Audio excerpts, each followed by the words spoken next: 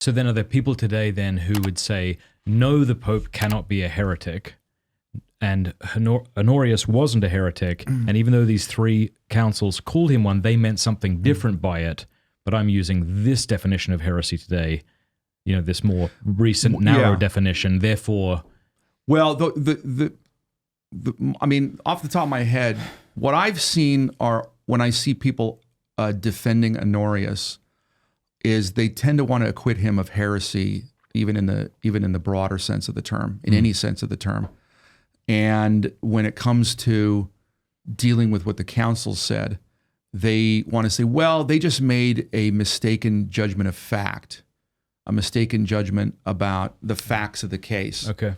But my response to that is they didn't just make a mistaken judgment of fact. I mean, if they made a mistaken, if they found as a matter of fact that Honorius was guilty of heresy, even if they were erroneous, they were teaching by implication that a pope could, as a matter of fact, be guilty of heresy. So that doesn't get around the problem. Mm-hmm. So is there any official church teaching that the Pope cannot be a heretic in the material sense? No, there isn't. In fact, this is this is why it's a matter of controversy, for example, whether a pope could lose his office due to heresy. So you had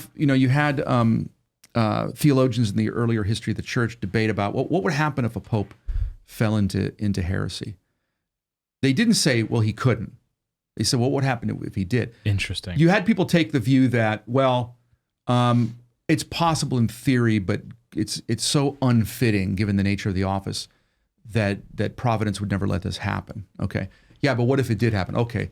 Well, some argue he would lose his office just by virtue of being a heretic, because a heretic in the nature of the case is no longer Catholic, and you have to be a Catholic to be a pope, so he would lose his office.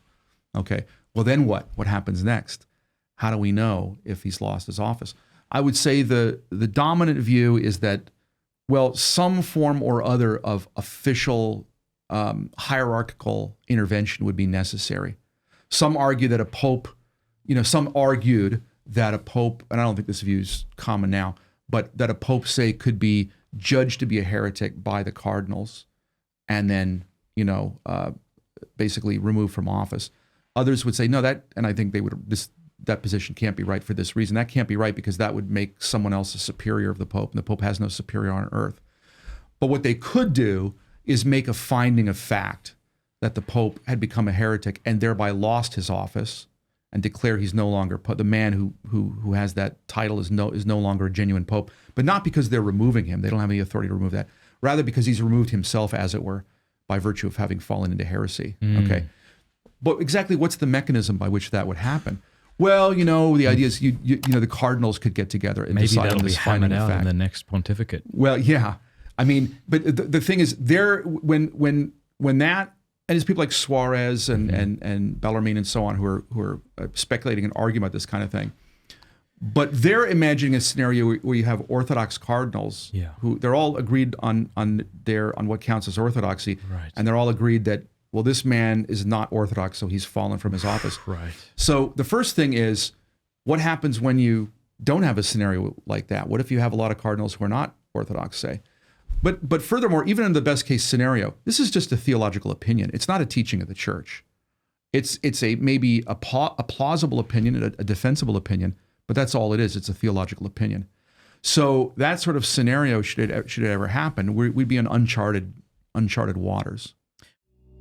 Hey, thank you so much for watching. Before you go, do us a favor, leave a comment, let us know what you thought of the video, like, and subscribe.